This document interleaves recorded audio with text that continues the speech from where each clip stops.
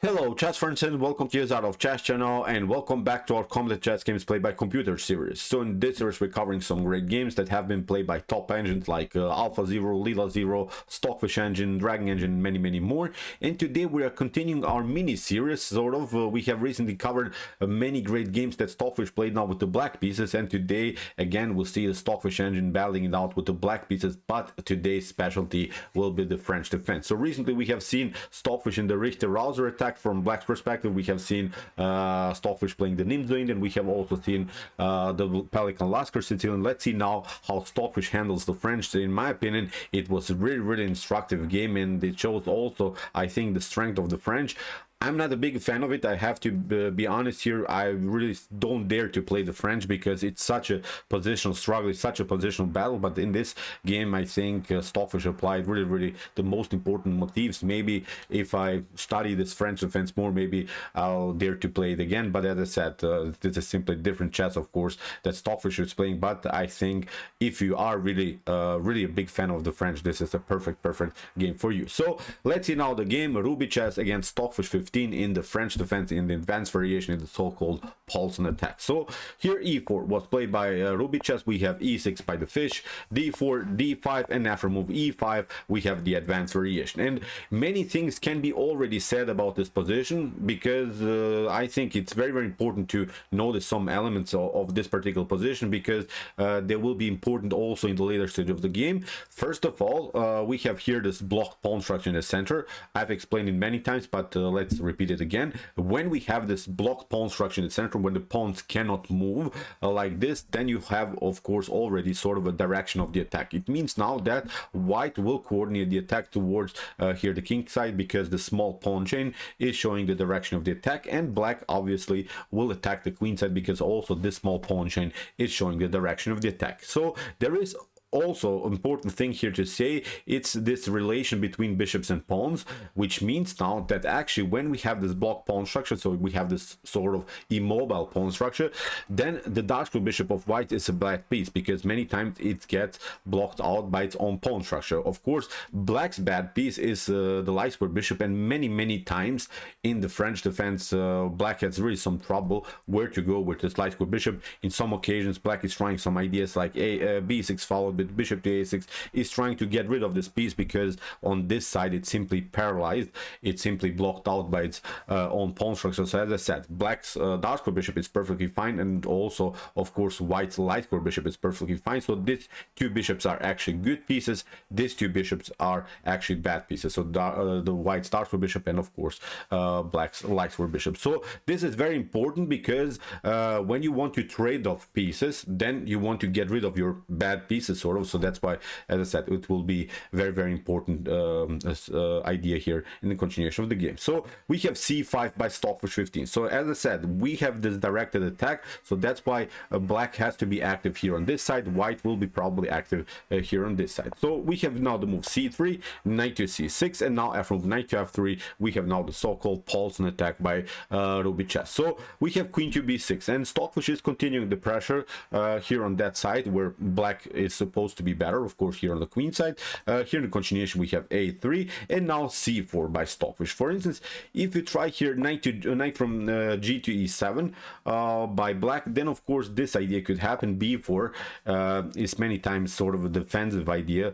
by white. White can really simplify the game whatever you do. If you play c takes d4, then c takes d4 will happen. If you play, for instance, c takes b4, then c takes b4 will happen. And now I think black's attack here, where, as we said, black is supposed to be better, is a little bit splashed. So that's why here black has to avoid it. So that's why here after move a3, Stockfish is saying, okay, I will play c4 further, and now I have at least some kind of a space advantage also here on the fourth rank. So here in the continuation we have knight from b to d2, we have knight to a5, not allowing maybe some b3 ideas. b3 could be very dangerous because then rook to b1 opens the position. So far black is playing actively here on the queen queen side still here by Stockfish 15. So bishop to e2, bishop to d7. Look how Stockfish is controlling now the slide squares. Very, very important moves here. Kingside castling, knight to e7, queen to c2, and now h6. And this move is also very important. I think it's a beautiful prophylactic move by the fish, because if you, for instance, try something like knight to c6, this could be also a very natural idea to continue sort of the pressure on the queen side. Then I think knight to g4, g5 will happen, and look at this pawn is hanging. You have to play now suddenly sort of a move like h6, but look at this now, knight to h3, now f4, f5, g4, maybe even g5 is an opportunity. So white will be, I think, slightly faster here in the attack. So I simply don't like now black's position. So that's why h6 prevents this idea. It's not allowing now here, of course, to move knight to g5. So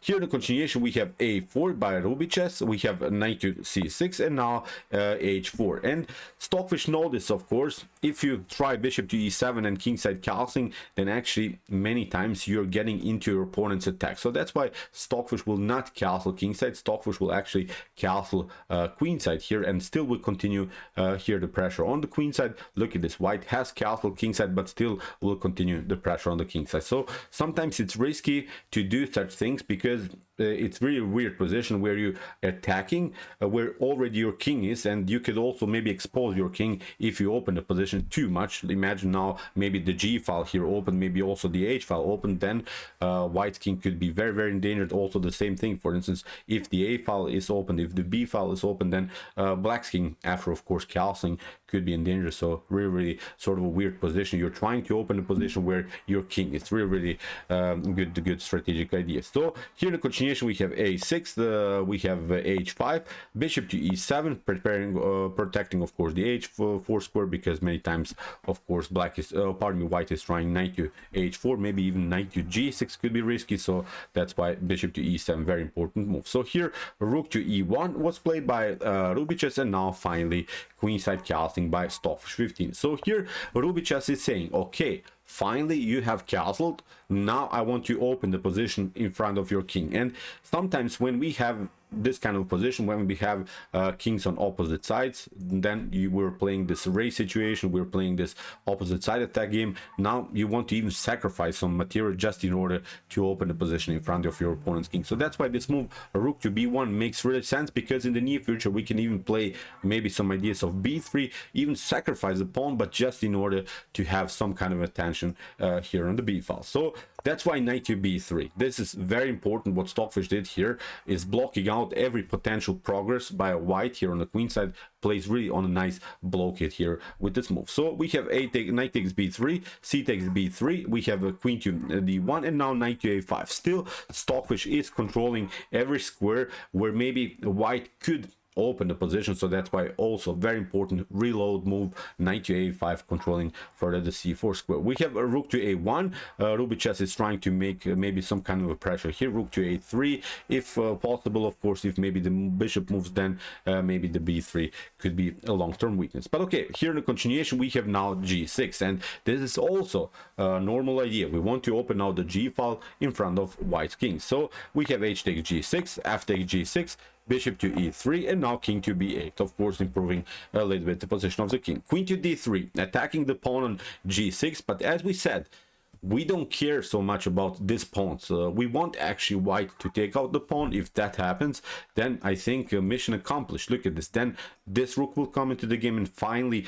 we have opened the position a little bit. We can actually breathe, sort of, we can attack our opponent's king. So that's why you should not count pawns in this types of structure. So here in the continuation, Stockfish is saying rook to c8, I'm blocking out here the position. Here I don't want allow my opponent to break me. If c4 happens in a good way, then finally the position will be opened also against black king. So rook to c8, good prophylactic move also by Stockfish 15. So let's see now, as we said, if you play queen to g6, this wasn't played in the game, but then immediately I think you get rook to g8. You can maybe play some ideas of queen to f7, but now with queen to d8, again with the rook to f8, rook to g8, we get some extra time against the queen, and now we can maybe include further pieces into the game. So I would not love to play now this position from white's perspective anymore. more. So that's why after rook to c8 we have rook to c1. So still Rubichess is trying to make this c4 goal, so that's why knight to c4 immediately. Again, Stockfish is paralyzing now here the position on the queen side. So now an interesting idea by Rubichess a5. So as we said, we don't count pawns, we want to just desperately open the position against our opponent's king. For instance, if you take knight to a5, this wasn't again played in the game, but actually knight to a5 would be very risky because the queen is a little bit overloaded here to the defense of the knight. Now actually maybe queen to g6 could work, because look at this, rook to g1, but now with queen to f7 the bishop is attacked, and now if you try to maybe get back with the queen to d8, actually rook to a5 could happen, and now if you take, of course, then the bishop is hanging here on e7. So you could maybe try here some ideas after rook to a5. You can maybe try further to attack the queen, and actually I think after queen to g7, rook to g8 again, here you could do maybe just some perpetuals, queen to f7, queen to g7, and this game should probably end with a draw. So this is not the way to go. So Stockfish wanted more out of this position, so after move a5 Stockfish didn't take out the pawn, realized this overload tactical possibility, so that's why here Stockfish retreated here to d8. So we have knight to d2, attacking now further this this knight on c4. So you see Rubichess is again trying just to open the position here on the queen side. So that's why bishop to b5, Stockfish is controlling further the block here. Knight to c4, bishop to c4, and again I think mission accomplished. As we said in the beginning, let's go, we're now in move 25, but let's go to the beginning. As we said, we have said in this structure, this is a good piece, this is a bad piece. The dark bishop is a bad piece. This is a good piece, the dark bishop of blacks is a good piece, the light bishop of blacks is a bad piece. So that's why I think here in move 25, mission accomplished sort of, because after move bishop to b5, knight to c4, bishop to c4, we can now finally get rid of our bad bishop here from black's perspective. We wanted to get rid of it in the beginning. As was said in the beginning, maybe ideas of b6, bishop to a6 could work. Now look at this, after this trades of bishops, queen to d7, we have bishop to c4, d takes c4, mission accomplished, because actually this dark bishop of blacks is much better now than the dark bishop of whites, because look at this, dark bishop of whites is just a small it's just a part of the pawn chain. It's simply blocked out by its own pawn structure. Look how many beautiful pawns black has now on light squares, and there is always the problem, maybe in the near future also the king could come into the game. There is always a path for the king to maybe be included into this game. Look at this, this is also an isolated pawn, so from this point on I think black took over. From this point on black had a better position. So we have queen to f3, rook to f8, queen to e4, queen to d5, trying to trade off the queens again. Queen to g6 is not working because rook to g8 is going to happen, and the game is over here around the square g2. So this is not possible. So that's why queen to d5, but now after e takes d5, the game is getting more and more into a potential endgame. And look at this, now still every pawn here on the queen side by black is on a light square. So this bishop, the dark bishop of white, is simply getting worse and worse. So we have now f4 again, a new move on a dark square. Still Rubichess paralyzed further its piece. Now it's just a sort of big pawn here. It's really a bad bishop strategy, beautiful bad bishop strategy that Stockfish applied here. So king to c7, as we said, now the king had sort of a route here on light squares, can maybe be included into the game. Of course not immediately, because still the rooks are on the board, but if the position gets more and more clarified, then black's king could be also a very active piece. So here in the continuation g3, we have h5, king to g2, king to c6, rook to h1, and now b5. Again, trying to maybe somehow open here the position with the move b4. b4 I think would be very risky for white, so that's why Rubichess took en passant. We have king to b6, rook to a4, rook to a8, rook to b1, and now king to b5.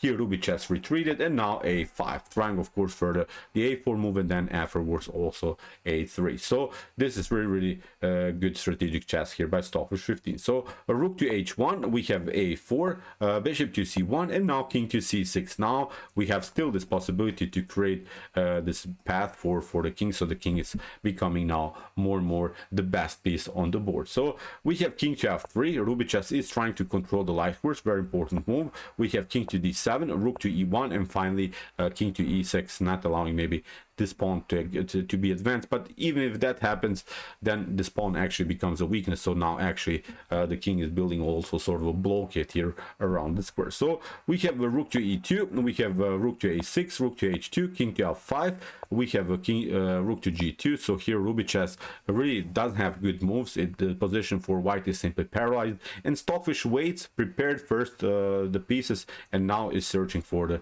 a3 breakthrough. So we have rook to b1, king to e6, rook to h2, and now finally a3. And okay, let's see possible continuations. Here rook to h1 was played by Rubichess, but let's see, if you play b takes a3, if you take out here the pawn, then actually bishop to a3, bishop to a3, rook to a3, and you could maybe try to simplify the game to open the position here on the king side with the move g4. But actually look at this, h takes g4, king to g4, and now black should, I think, here simplify the game further by trading off the rooks. For instance, if you play something like rook to b2, if you want to stay with your rooks on the board, then actually even rook to a2 is working. Now you take rook to a2 again, and okay, you can even try this one. But now look at this, first the check, we can even push the pawn further. You have to maybe include now this rook into the game in order to protect. I'm just showing you sort of a realistic scenario that could happen here.